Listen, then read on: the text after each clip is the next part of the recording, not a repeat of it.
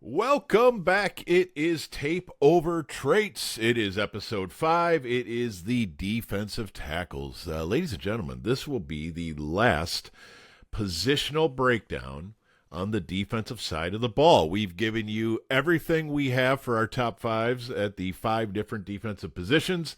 This is the final one. Now, as I've said all along, and let me bring in the great Dominic Robinson here, as I'm already ball hogging Dominic. I have to say, man, I'm sad to see him go.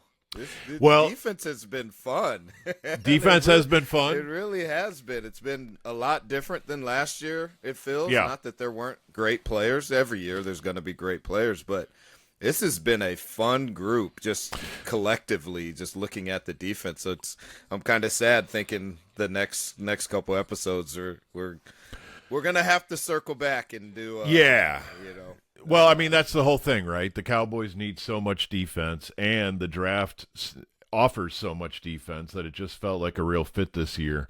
That would get most of our focus, and it will moving forward. Now when we go to offense.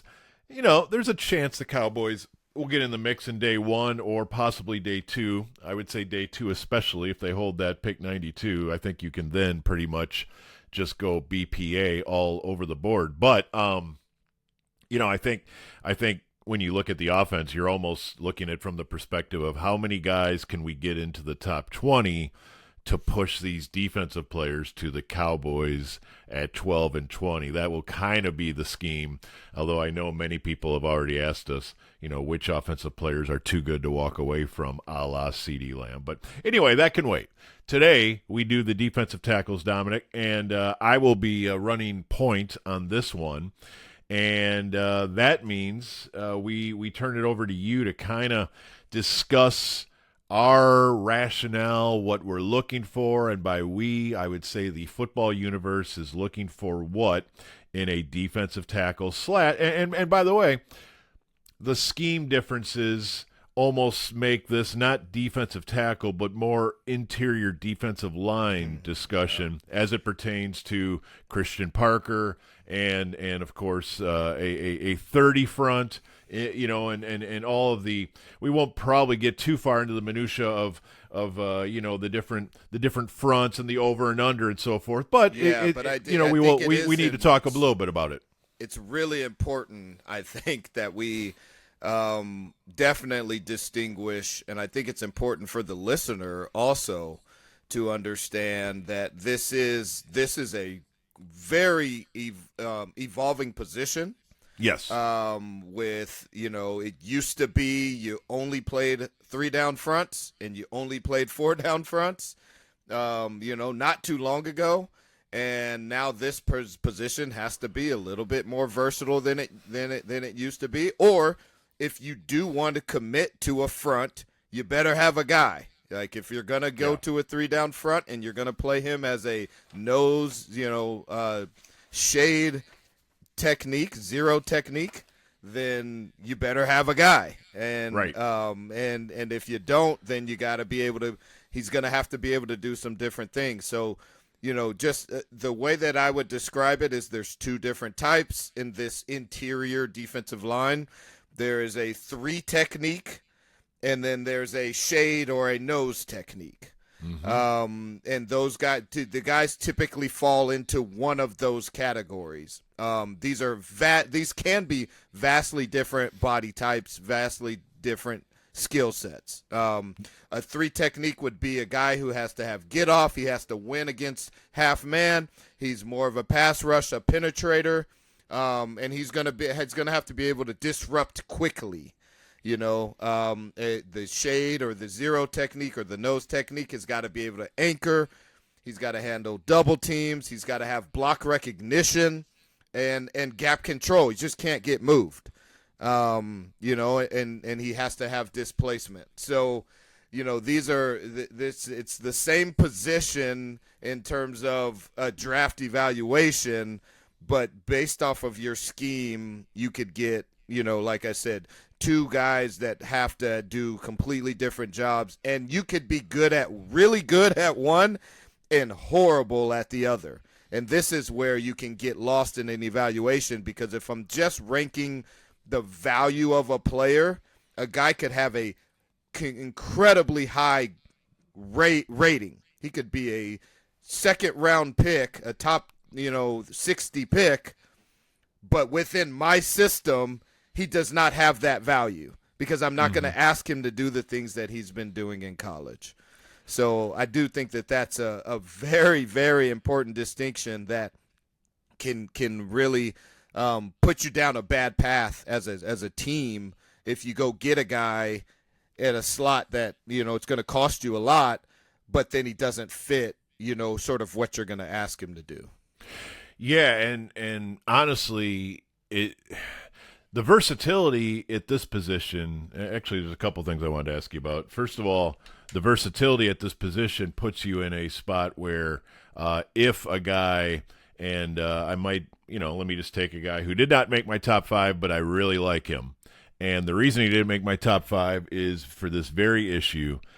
Big Citrus, Dominic Orange from Iowa State, really like him. There's a lot to like. He's a very stout run stopper, big dude you'd like up front, eating double teams, keeping your linebackers clean, all that sort of thing. My issue is I probably only have 20 snaps a game for him, out of 65. And I'm going to want to get him off the field. And so, every down is worth something to an NFL team, especially with the tiny game day rosters. And so invariably, I'm going to value a guy who can play 65 snaps for me more than a guy who can play 20. So defensive line will never play 65 snaps unless you're like Aaron Donald and a complete psycho. But most defensive tackles will range between, 50 and 15. And and 50's probably even high. 50's pushing it. 50's probably pushing got it. a guy, Yeah, and so the closer I can get to, let's say 40, obviously anything above 40, now we're talking about the freshness of a defensive line is what wins in the fourth quarter, and you want a rotation, and that's why you need 6, 8 guys, not 3 or 4. But anyway, can you play in all situations? This is a version of the linebacker discussion. Are you a rundown or are you a nickel down guy? And the more you can penetrate and use your quickness to get into the backfield and cause problems, the more I can leave you on the field in the event that, I want some bigs out there for my pass rush group, which, by the way, works all over the league. But if you can't get to the backfield, then I got to get you off the field on nickel downs. And if nickel is base, then you're not playing. And then on draft day, I got to put a day 3 type grade on you unless you are a complete outlier. Just because I don't have that many snaps for you, 20 times 17, you're only going to play 350 snaps the entire year. And so I can't put a first-round grade on that type of player in almost every case. Do you agree? Yeah. Oh, absolutely. And that's where this, like I said, it can get complicated, because if you do play 30 snaps, but you do these things that we look for on tape incredibly well, if they're all plus traits, if your tape traits are showing me that, hey, this guy's, but it's only 30 snaps, what is the value? Is it worth it? And if it's 30 great snaps, then hell yes, it absolutely is. But if it's, if it's like you said, if it's 15, and I think we're going to have a pretty complex discussion. We can tease ahead on a guy that I'm very close to, that you texted me about a month ago, and right. I'm interested to see if he's in your top 5. Mm-hmm. And I think you guys will probably want to know if he's in my top 5 too, because he's a Seminole. And I'm a Seminole, and my son is a Seminole, and we know we love the Noles. You can see him over my shoulder right here, the Seminole jersey. So, this was one of the things. His snaps went down this year. The scheme changed. He was asked to do something different, and this ties into the 2 conversations that we're just having.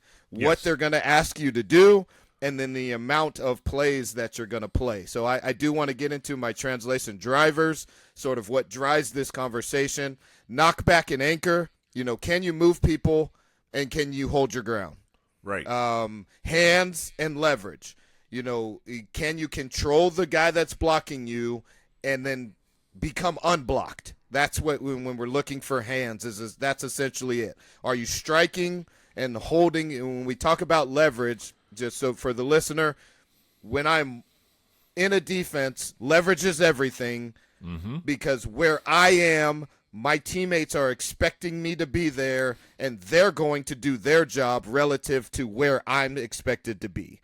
So when you have a guy that doesn't play with good leverage, it messes multiple people up. It's not just you not doing your job. It also makes me look bad because I'm expecting you to be in a place, so I go to a separate place. And then burst and then finish. Can we disrupt quickly as a defensive tackle or an interior defensive lineman? If you're getting wins 3 seconds into a play, it's effective, but it's not as effective. It's not It's not what you need. If you're looking for an ideal interior defensive lineman, I need you to win quickly. It's better to be disruptive quick than it is later. And so that's incredibly important. Your false positives are, just again, with this being tape over traits, there's some of the traits that you may see. A huge, big body, you're going to assume that this guy has power. And even weight room strength is completely different than expressing power in time. Okay. And so I want to stop you there. I want to hear all of the false positives, but I want to stop you on that one because that's my other question I wanted to ask you is how seriously do we take the RAS scores at this position? We certainly like the testing scores.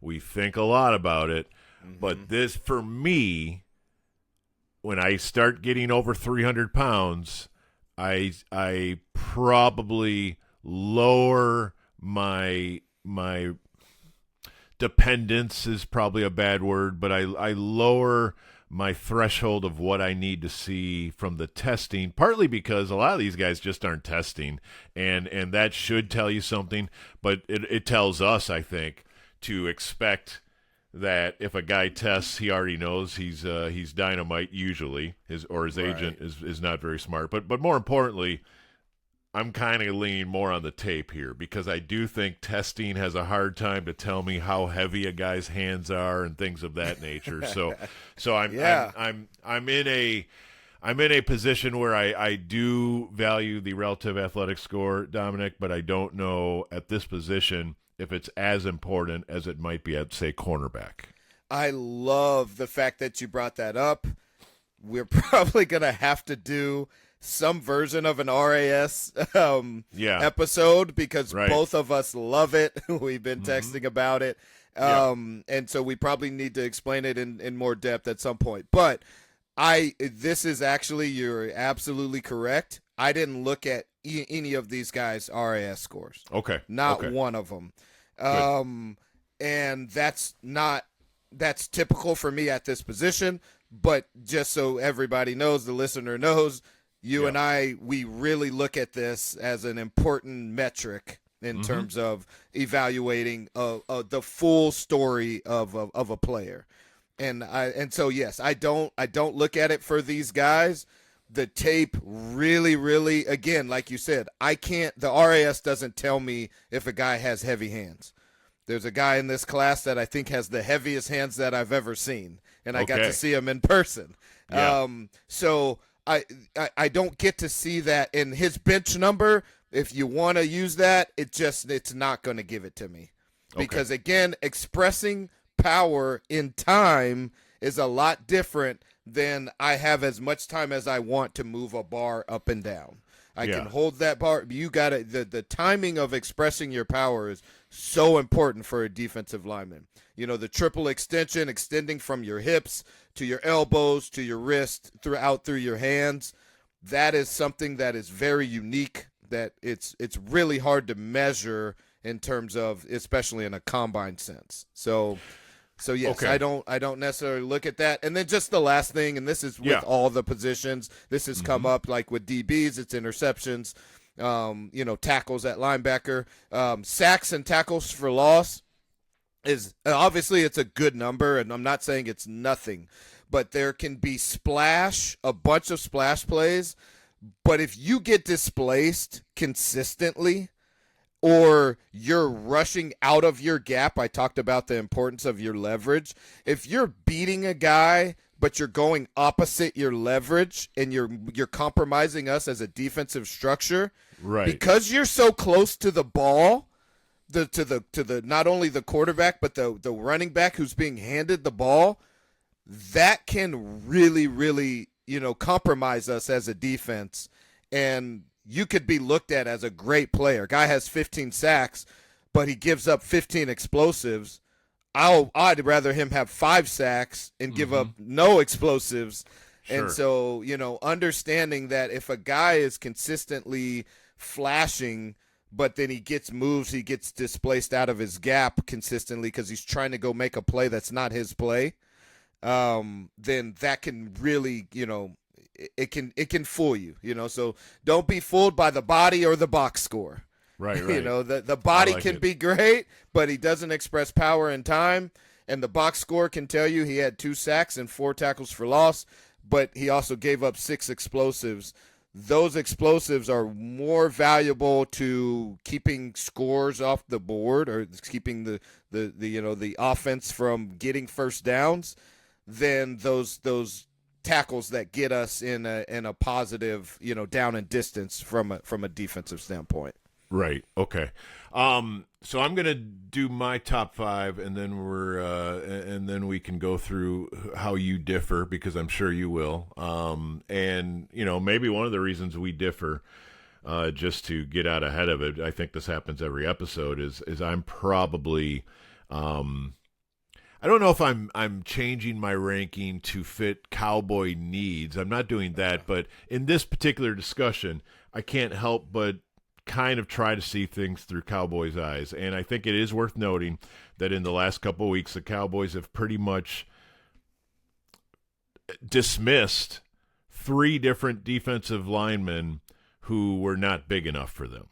And all of them were in the 290 range. And I believe as we follow the Cowboys, are now looking for Cowboys defensive linemen who are all probably 310, but they want to get bigger. Obviously, it's a 30 front. They this is not reinventing the wheel. They are so obsessed with stopping the run, which feels like maybe a market overcorrection. But welcome to Cowboys football. Yeah, I was gonna say another one. In the long list of market overcorrections that are 3 or 4 years too late.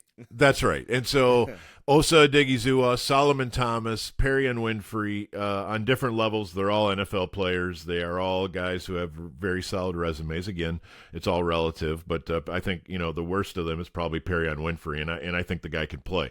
I don't think he can play in this scheme. And so the Cowboys dismissed all 3 of them almost without replacements.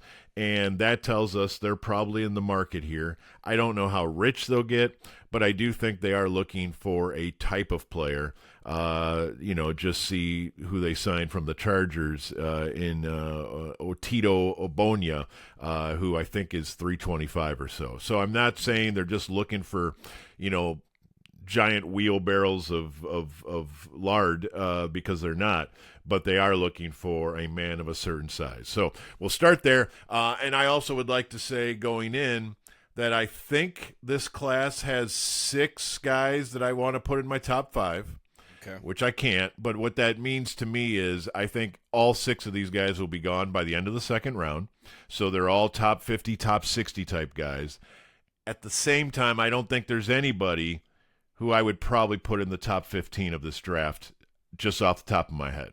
So there's no elite, but there's also a bunch of really good, and will all be valued at a certain price point between middle of round 1 and end of round 2. If you're on this list, is kind of where I'm at. So I don't know if you have an overview like that. off the top of your head, but that's Yeah, kind I of what do. I'm thinking. I actually do. So I barely had. I think I have 2 first rounders.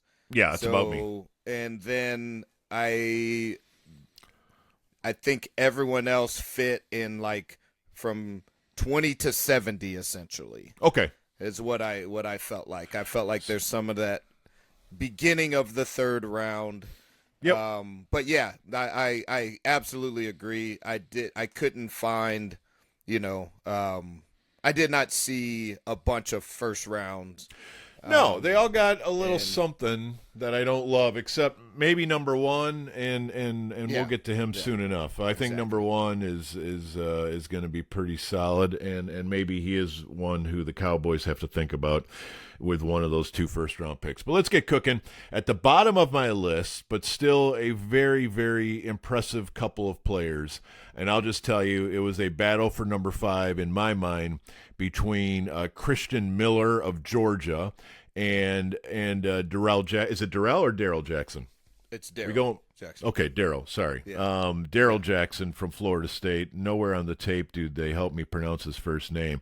But I went with Jackson, and I went with Jackson because like I said earlier, I'm probably solving this problem based on who I think the Cowboys would be find most appealing. So I'm just going to say at the outset, I didn't put Christian Miller in my top 5, and I feel really weird about that because he's clearly a top 5 player.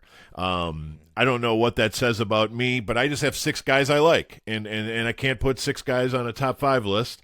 And so I feel like Christian Miller could go 3rd or 4th amongst these defensive tackles, but it was just what met my eye at that day.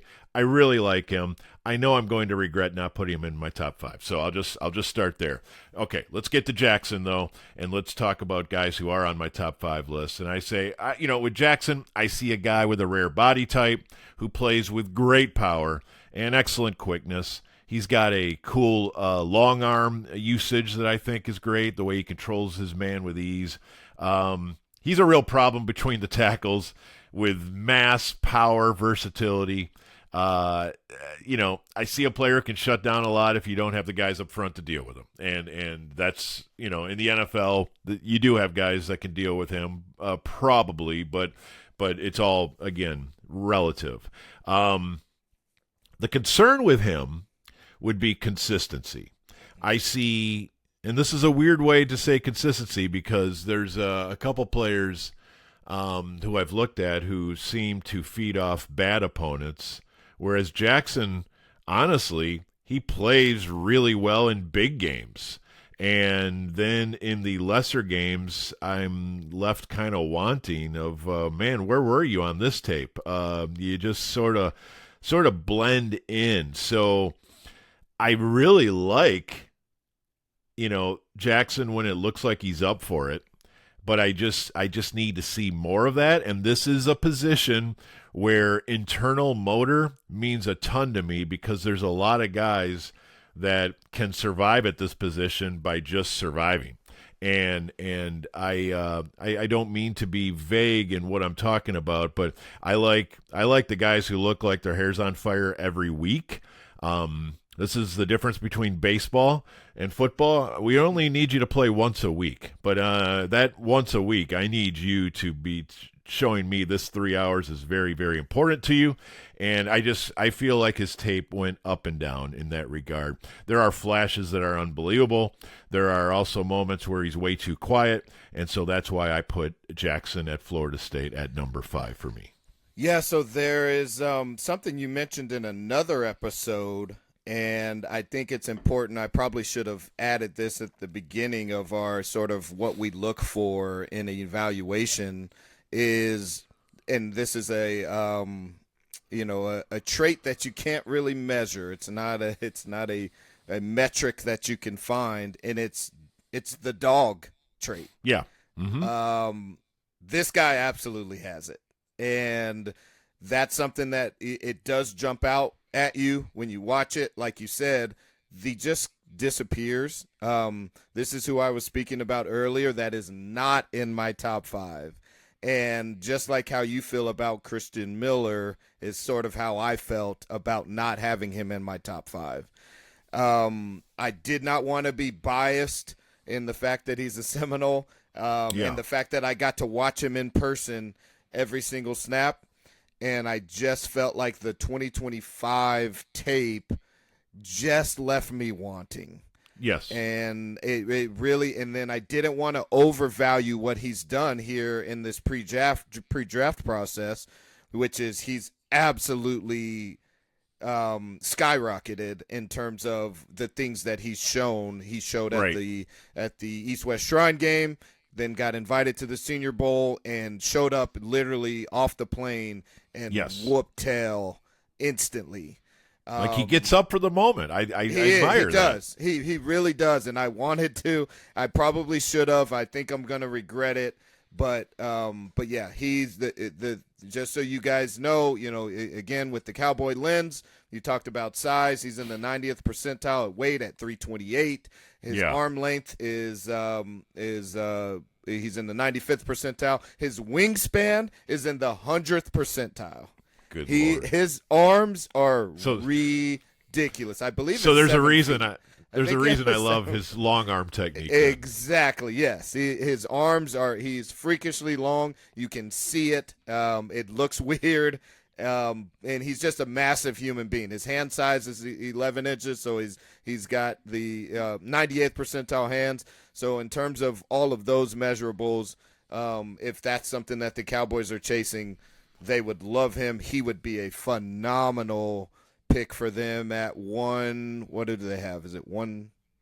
They got 92 and then 92, I think 127. Yeah. 92 would be a very good spot for him. There's just no way he gets there. I have no way he gets there. I have him probably around 80, before 80, no later than 80. Yeah. And so, yeah, great player. Just the up and downs.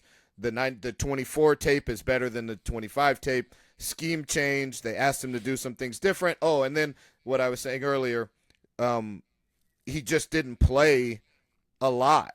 The number of snaps decreased this year in 25. That's right. Than what he had in 24. So you wonder. I wondered in real time. I was wondering if there was something wrong with him, or and if his that quarterback. was just a philosophical, where the DC, it's a new DC, and maybe he just was asking them to do less. His quarterback pressures fell in half, and we don't like that. We don't. Yeah, like I don't love him from a pass rush perspective. I think when I looked at these other 5 guys, that's where I couldn't squeeze him in. They all had better pass rush grades than what he had. But I felt like he's a better player. But I just couldn't. I couldn't pull the trigger on it. I mean, these bottom 2, Jackson, and then my number 4 is, it feels the same thing. It feels like the 2024 tape is better than the 2025 tape. It feels like I wanted to like him more than I did, and I'm going to rock some people here because I'm putting Clemson's Peter Woods at number 4 for me, and that's crazy because the entire summer Dane Brugler is telling me this guy could be the 1-1 of the draft, and everybody is telling me you got to see this Clemson kid. This Peter Woods is dynamite, and again, I see it in 2024.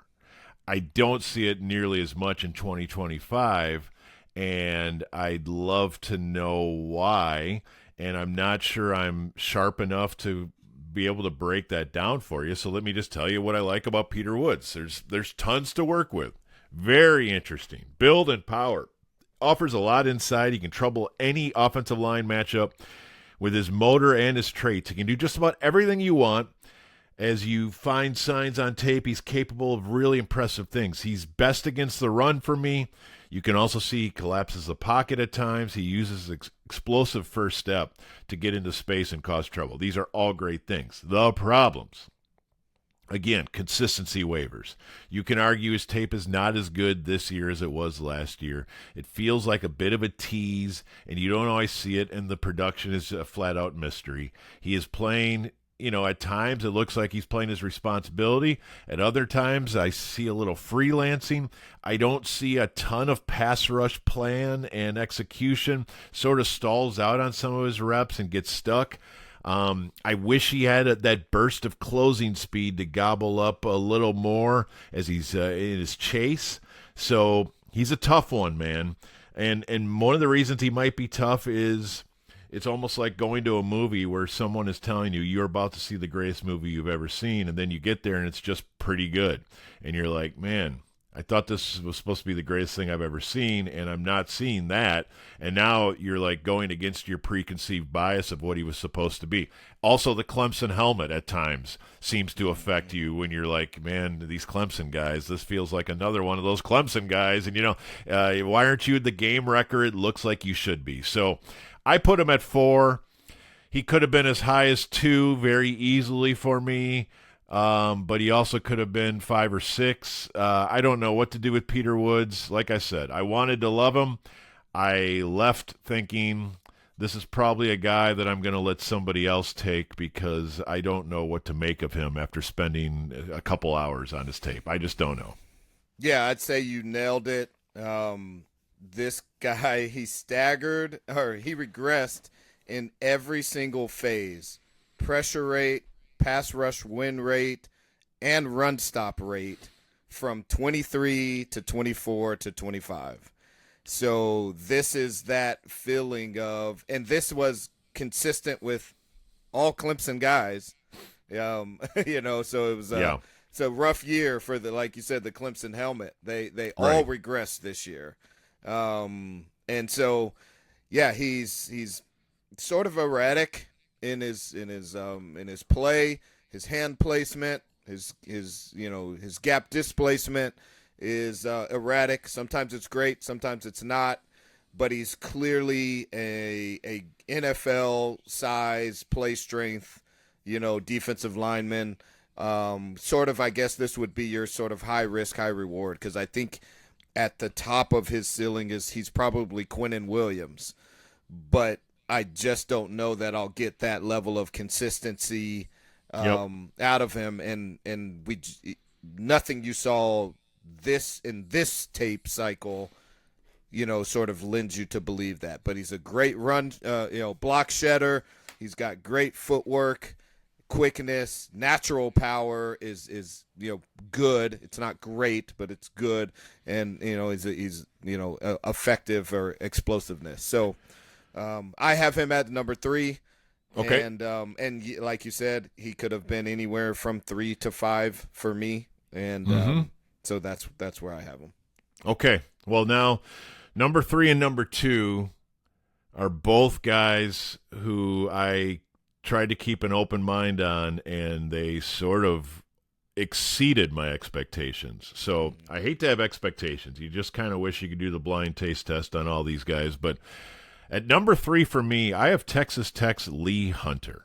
Yep. And I have to tell you, I didn't even know I would do his tape, but I kept getting people prodding me you've got to check out Lee Hunter. I watched Texas Tech a ton, and it was a lot of David Bailey, a lot of Jacob Rodriguez, a lot of Romello Height, and your eyeballs keep going to big Lee Hunter, the defensive tackle who wears number 2 in the middle of that defense a little bit. And let me just say, I did check the testing. This wasn't great. This wasn't a great tester, and he's also 24. So there are reasons to say, Bob, you're too high on Lee Hunter at number 3, okay? But let me tell you about him. He's one of those rare defensive tackles who kind of lives in the backfield. He plays a ton on the other side of the line of scrimmage, and I am a sucker for that type of player because I'm looking for splash plays from my bigs.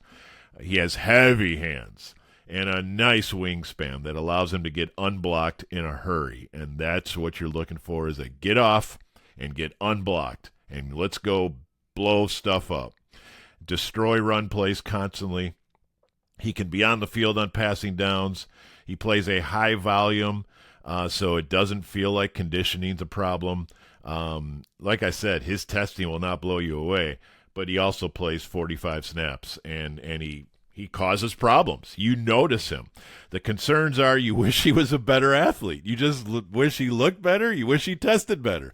He doesn't look like some of the gods that the sport produces at this position. He looks like he probably could have a better diet and maybe spend a little more time in the weight room. I don't know. But I do know the tape says he's a freaking stud. He may be near his ceiling. I don't know. He's 24, but I can't let the tape go unnoticed. That Oregon game was fantastic, and he has plenty of these other games out of him. So I was blown away, honestly. He played 1 year at Tech after, a bunch at Central Florida, I think.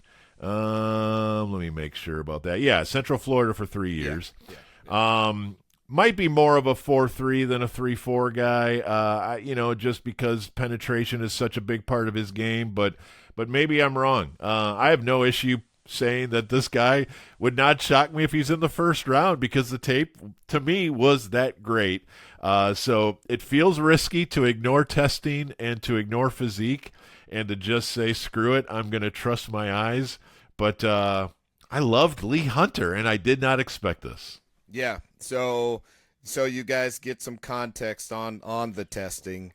9th percentile of hand size, 29th percentile in his 10-yard split, which is, if I was going to look at something that would be important for. I'm shocked at the hand size, Dom. I am because he's when got heavy hands, right? Heavy hands, like he punches those dudes and they go back. And this is where you got to be careful of again. I want to watch the tape. That's just going to mean more to me than what than what he measures at in a cold room in Indy. I want to know. I want to watch the film because that matters to me. His vertical jump, he's in the 0.02 percentile. He jumped 21. He jumped 21. That sounds like me.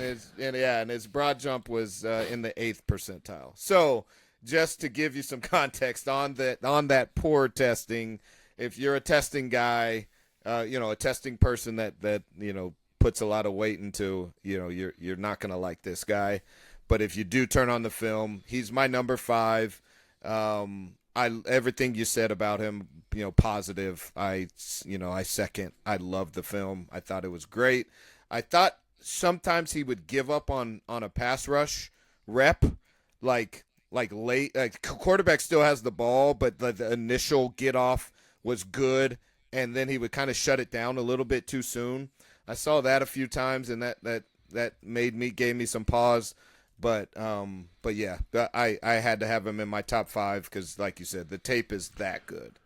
Yeah, I'm trying to think of, you always want comps in the neighborhood that you can feel good about of guys who tested horribly and then went to the league and just became that same splash play machine that we're looking for, because we have to be careful with testing scores equaling football players, and I don't know that I have that study ready, but I would like to look into that to just see. I feel like Calais Campbell might be one of those guys, but and I realize Calais is a physical freak and very dissimilar to Lee Hunter in so many ways, but I'm curious if you had any thoughts on that off the top of your head. Off the top of my head, no, I can't, because like I said, especially with these guys, the testing is almost null and void for me. I'm almost exclusive film. Now, I could give you a bunch of guys that, wideouts who, ran poor times and did well. DB, same thing. I could give you a bunch of those, but at this position, I just don't. I don't obsess. I shouldn't even say I don't obsess. Yeah. I almost don't look at it at all. I only look at it to have context to some things. Well, they're all those lanky guys, right? It's right. It's DeForest Buckner, Calais Campbell, Eric Armstead, and those guys all feel like they're 6'6" or 6'7", and they're just like power forwards. Zadarius Smith, Marcus Golden, but none of them remind me of Lee Hunter. So right. I might be flying close to the sun here. I'm not sure if I'm not sure I love my own list, I guess is what I'm going to tell you right there. But I went with Lee Hunter at 3.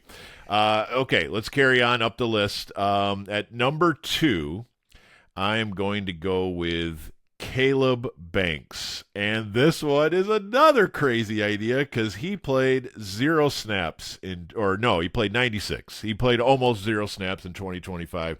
He tried to come back, and I think he just aggravated his injury. It was like a foot injury, right? Yeah. Now, it's complicated, man, because he transferred to Florida in 2023 from Louisville.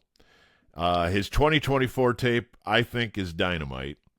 And then he went to the combine and broke the combine with elite testing scores that suggest he's in the top 1% of all defensive tackles of all time. Now, again, testing. We're telling you it's not important, and then we're going to tell you it is important, and then we're going to tell you it's not important. So I went to 2024 and I grabbed tape. Let's see what games I did. Just to be fair, Tennessee, LSU, and Ole Miss. So I wanted good opponents to look at. And the positives are obvious. He is a rare body size, beautiful reps on tape at times with some of the longest arms you're going to see. He went to the Senior Bowl and did great. He causes chaos. I think what I want to say with him is he has a somewhat cautionary summary that says he's a little bit older, but also probably a couple years away from being at his peak, which should probably scare people off him. The concerns beyond the obvious, he didn't play this year, he's a little older, is that his technique is kind of like he's making it up as he goes along. And I think this is usually a byproduct of being a physical freak, is that if you are a physical freak, you don't really take coaching quite as seriously as a guy who's hanging on by a thread and has to fight for everything he gets. And he takes his technique very, very seriously. And I'm not saying he's a clown. I'm just saying when you're that big and you're that athletic, sometimes you can just make it up on the fly and get away with it to a certain point. So I'm kind of baking in coaching and also baking in that he's going to be receptive to coaching. So there's a risk here. He plays high. I'm not sure he has a great feel for everything in terms of like being a huge diagnoser during a play, of knowing what play he's seen. I think he just wants to whoop the guy in front of him, and I think he's really good at that. So I'm expecting somebody is going to fall in love with what they see on tape and what they see at the interview and say, we can fix whatever little issues he has, and when we do, we are going to have one of the greatest monsters in this sport, a la like Jalen Carter maybe. But I acknowledge that this is another imperfect player we have here that gives me a little bit of indigestion when I consider betting my career on a guy like Caleb Banks. So, like Lee Hunter, I realize it would be way easier just to hand everybody Peter Woods and Christian Miller and say, these are the guys that will check your boxes. But these two guys are really fun risk because their tape is really, really fun and intriguing, and I can see a scenario under which they both become all pros. But I don't know. Yeah, if you could get stops just getting off the bus, this guy's going to get you 1 or 2 stops just getting off the bus. He's just built in a lab. Yes. So again, sort of the opposite of Lee Hunter in terms of traits. The 95th percentile in arm length, the 99th percentile in wingspan, the 97th percentile in hand size. His wingspan is 7'1". 7'1". He can touch the rim and tie his shoes at the same time. Yes. He broad jump. He's the 80th percentile in broad jump. So he's an explosive. He's an imposing athlete. Again, missing 25 is probably why you're not talking about him in the top 25. Right. He missed. If he plays this year, though, I think if he's healthy, this is a top 25 player. I have him as my number 2 also. Okay. Highly impressed with the tape. And I got to see him in person, and he wasn't full speed. And he, again, going back to the dog thing, Yeah. he is an absolute menace on the field. He was talking to our sideline. Okay, good. The whole game. Really? Mean, it was, yes, he was, and it wasn't manufactured. He was legitimately angry. This is a bad Florida team playing a bad Florida State team, and their coach is going to be out and all of that. And yeah, this guy's literally playing like his life was depending on it. Okay, that excites me. In a short season, yeah, I was blown away. He's a freak. This guy's a player. Natural power, hand usage. This is the guy that I talked about. Maybe the heaviest hands I've seen from a college standpoint. He's a dude. His block destruction is so violent, but it's effortless. You don't see him like winding up to try to, destruct blocks, right. But he's just knocking guys back just with his hands. Like I said, it almost looks like an accident. He's so violent, and his hands are so heavy. But he's just bigger, stronger, more athletic than most of the guys he goes against. He just has no technical polish. And okay, so I didn't. We're seeing that the same way. Good. That's exactly what he's got. He's got all the tools, and if somebody can tool him up, tune up those tools, he's gonna be the best defensive lineman, interior defensive lineman in the NFL 5 years from now, because he's a freak.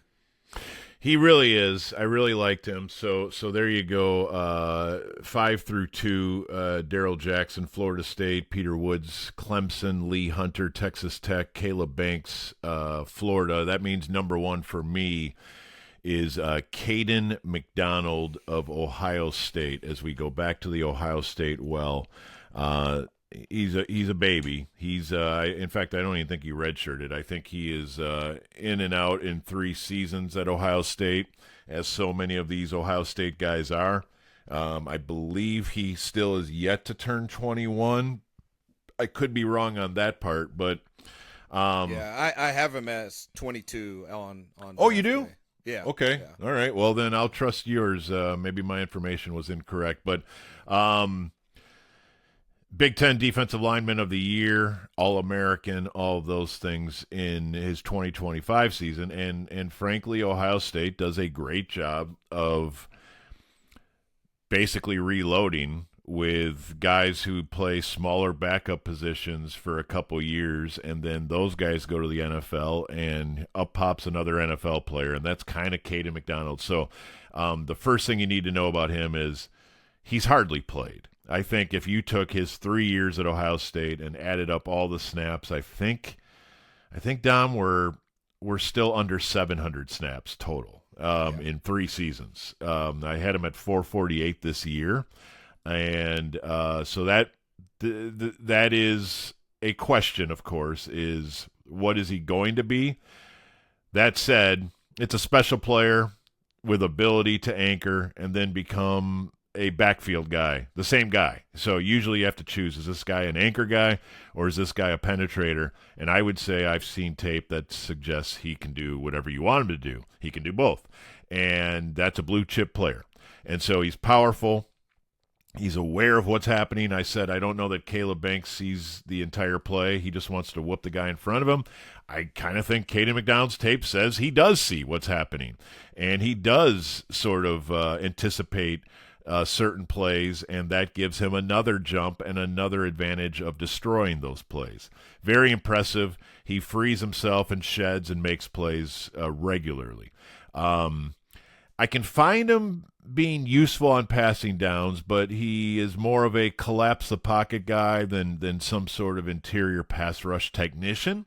He'll win with power, but is probably never going to be a huge sack guy. I think the concerns is properly valuing a guy who has tremendous upside, but this is back to, is he a 25 snap guy or a 50 snap guy? I assume he's a high snap guy, but that's where the value would be found. But overall, again, you see guys of this age who have this type of tape, and you don't overthink it. This is the one guy on this entire list where I think everything is what I'm looking for in terms of production, in terms of traits, in terms of age, in terms of health, all these things. I think Kayden McDonald's the best player in this class from this position. 100%. This was an easy one, a no-brainer. Maybe the only time we've come into it. Oh, no, I guess. Well, I had Arvell Reese, but I had him in a different position. But sure, the only time that is just like I knew what you were going to say. I knew who I had at one. Almost before we even started this process, that he was going to be the one. The only, I guess, if we can offer just the other side, he only has 11 career pressures, so that may give you some pause. But other than that, so he probably has room to improve as a pass rusher. Truly. But it may come down to what you ask him to do, and do you need that out of him? And so. And that's the thing about Ohio State players is they are on the Monstars, and at times when you see, I mean, just think about what we've talked about with Ohio State guys. Not only have we done like 5 Ohio State defenders, but it feels like every one of them looks like a sure thing first rounder, and therefore comparing them to say somebody on Florida's defense. It's just it's apples and zucchinis at times when you're looking at this. Yeah, it makes it really tough. And I said it when I talked about Messidor and Bain. If one guy's getting a pressure and only one gets it on a play, that limits your opportunity. So if you're playing on the best defense that in college football, there's only so many plays to go around. Like somebody else out here is going to make the play.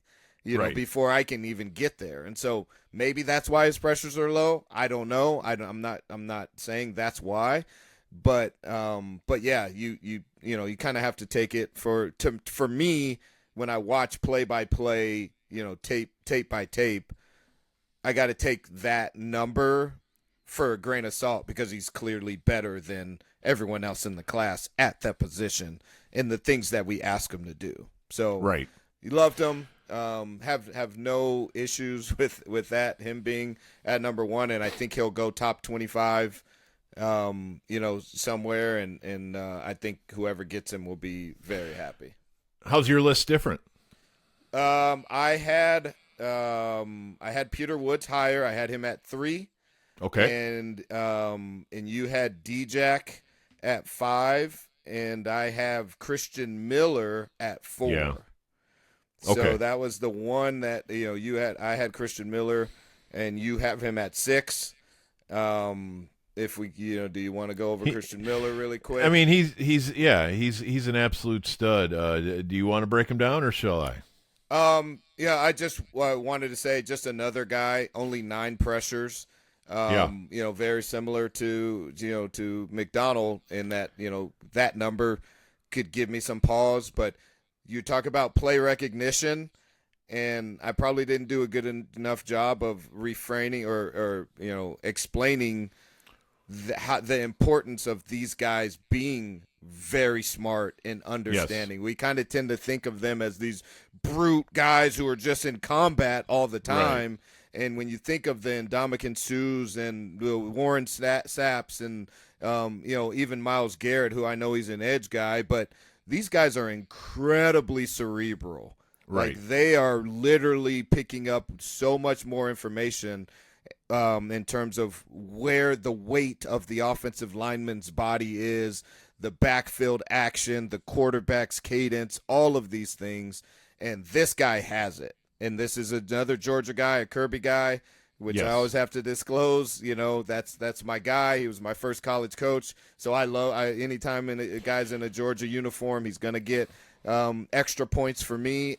But you can see it. And there's a reason why they get points for me is because the mental part of the game, they have it on lock. And Christian they do. Miller has that. You can see he's a run-first guy, but he understands blocking schemes and leverage and technique. He plays with it, really well. on zone and reach blocks, and his pass rush is good enough, with his counters and all of those things. So yeah, that's the thing. Georgia players have three things in common. Very smart, like you said. Usually, I mean, they're all either 5 stars or, I mean, so what we're talking about is if college football had a draft, they would all be first round guys when they get there. So their Right. traits are usually wonderful. And then the third thing is actually a negative or a tripwire in evaluation, which is they are usually going to have very low production numbers because it's a deep team that uses a big rotation, so the snap counts are very low, and often a guy leaves Georgia, and you're like, how did this guy play 4 years at Georgia, and he had 4 sacks? But then he gets to the league, and he's a stud. And Right. so you almost have to bake that in. So I don't want to be a hypocrite. We don't scout helmets or schools. We don't say because Mozzie Smith went to Michigan and Taco Charlton went to Michigan, I don't want Aiden Hutchinson on my team, or what was our defensive tackle from Michigan last year who went to Cleveland, Mason Graham. Yeah. Because a guy went to Michigan, I'm not going to not have the next guy from Michigan. That's idiocy. But there is a flip side to that where if you do go to school at Yale, I'm going to assume you pass the curriculum and you're a very smart person, and that's like playing for Kirby Smart. So I don't think college means everything, but I also don't think it means nothing. And so yes, there is some doublespeak there and some hypocrisy potentially, but I think that's what experience and draft evaluation tells you is don't get too concerned that Nolan Smith didn't have a bunch of sacks at Georgia. He's going to be fine in the National Football League, and so I tried to bake that in. That was a perfect way of framing it. Yeah, you nailed it. There's 2 other defensive tackles that I do think are worthy of mention. Like I said, Big Citrus was very intriguing to me. Dominic Orange from Iowa State. I do think probably day 2, round 3-ish, but a traditional run stopper that I really like. And then the guy I didn't fit on here at all, and I didn't even do a Sturm 60 on him yet, but I might fit him in before I'm done. I really do like what Oklahoma's Grayson Halton brings to the table. Yeah. I just, you can only put 5 guys in your top 5, but if either of those names are around at 92 for the Cowboys, I would be banging the table on them as well because I think they can help. I like him a lot. He doesn't pass your size test. No, he is undersized for the Cowboys. He's 293, I believe he weighed. So, yep. But no, I loved his tape. I couldn't squeeze him in. Probably 7 for me, 6 or 7, depending on if I have D-Jack on there or not. So yeah, but that's one that definitely bears mentioning. Grayson Halton at Oklahoma is a good player, definitely. Yeah, he's a dude. They had a lot of guys up front last year. Of course, our Mason Thomas over on the edges is going to go pretty early. All right, Dom, we should probably call it for episode 5. I believe episode 6 will take us to the offensive side of the ball. I believe we're going to do wide receivers next or something like that. We got to get our scheduling done because we're going to run out of time here at this pace probably, but we got the defense for sure, and we're going to start, cooking in episode 6 very, very soon wherever you get your podcasts. How about that? Yes, sir. Heading over to the offense. All right. If you want to do running backs, I'll take running backs, and then if you want to do receivers, then I'll let you lead on receivers, and I'll be ready for both. Okay, let's do that, and we will see you all next time, and we appreciate you listening, watching, whatever you're doing. Tape Over Traits, the draft is now inside 4 weeks to go, so we are cooking, and we'll join you again very soon. Thanks for listening.